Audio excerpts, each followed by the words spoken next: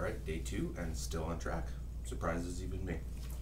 It's Tuesday, January 11th, 2011, and being a Tuesday, I'm going to start off with my first film review portion. I've got 4 films for you today. Before I start, I just want to let you know that I grade these things based on different criteria. You can find all that on my Tumblr blog.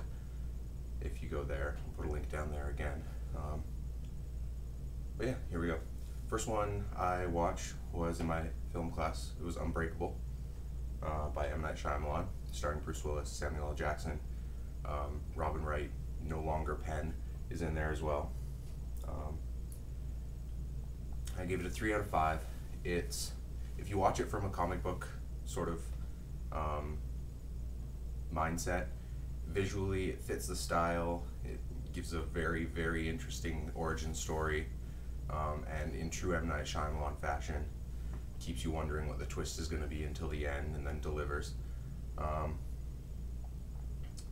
Yeah, it comes from an age when Shyamalan was still doing interesting things, of course. And if you rewatch it, there's actually quite a bit of information that you pass over the first time. So I would recommend watching it and then watching it again, but not necessarily buying it, because after those 2 times you're not going to get anything new out of it. Second, I watched an interesting movie called My Name is Bruce, directed by Bruce Campbell, starring Bruce Campbell, about Bruce Campbell playing himself. It was an interesting idea. They basically take Bruce Campbell, who's the actor in the Evil Dead movies and a whole bunch of horrible B movies about fighting monsters and all that, and they have him play himself, and when a small town is attacked by an ancient evil, they go and find him, thinking that he's, this big action hero. Similar in concept to Galaxy Quest, I guess, but Galaxy Quest definitely executes it much better. I found that the biggest problem with this movie was that he wasn't playing himself, he was playing the characters from his films, so he'd come out with all these cheesy lines all the time, and it just didn't really mesh very well. So I gave it a 2 out of 5 just for the fact that it was an interesting idea, even though it was poorly executed.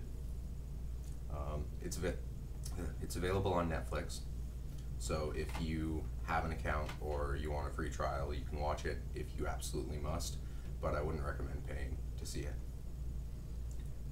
Third, again in my film class, we watched Superman the movie, 1978 one, directed by Richard Donner, starring Christopher Reeve, Margot Kidder, Gene Hackman. I really wanted to enjoy this movie. It is a classic, and I'll tell you right now, I gave it 4 out of 5. It definitely deserves a 4 out of 5. But watching it, you remember, this big action film, and he's all, gallant and witty and all that. And then you watch it back and you realize that, and this isn't any fault of the film, it's all so very, very dated now with, modern remakes of superhero films, Spider-Man franchise, the X-Men franchise, especially when you get into the grittier, more realistic ones. It just seems so campy, so dated.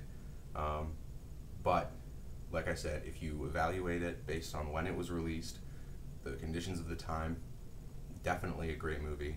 Definitely everyone should see it, and any movie collector should own it. Finally, I watched Away We Go, directed by Sam Mendes, starring John Krasinski and Maya Rudolph. I give it a 4 out of 5 as well. It's one of those interesting movies that you start watching and you don't really enjoy it. It's got a lot of very awkward moments, and it's almost a bit depressing at parts, but as you start to get into it, as you start to see what they're doing, they being the filmmakers, you start to realize that there's something bigger to this movie, and that's a very rare sensation nowadays, I find. Basically, it follows a couple as they try to find their place in the world, find a place where they want to raise their unborn child. It's definitely one of those nervous, sort of attempting to be realistic films, and it's just, by the end of it, you want to live their life. It's interesting. Again, I don't know if it's for everyone, but I really enjoyed it. I recommend checking it out. Um, so yeah, that's my first film review section. On to the journal part. Not much happened today again. I went to school early as usual. I only had one class at 2:30, but I went around 8 and just read all day. I read about 200 pages, um, one entire book, which I'll review tomorrow. Um, and something really frustrated me because I was saying yesterday that I read Wind in the Willows, which we barely covered in class. Today I read a collection of short stories by Sinclair Ross, a Canadian writer. And we get to class and we don't cover it either. And the thing that annoyed me was the way she tried to push it off. She tried to say, this gives you an extra day to read. And I'm thinking, that's basically like having someone come into a test not studying and then saying, go and study for a day and do the test. It disrupts the status quo. It makes the people who did the work have less value to that work.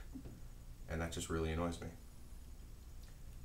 So yeah, stayed at school late, did more reading, came home, here I am. That's about it for today. See you tomorrow.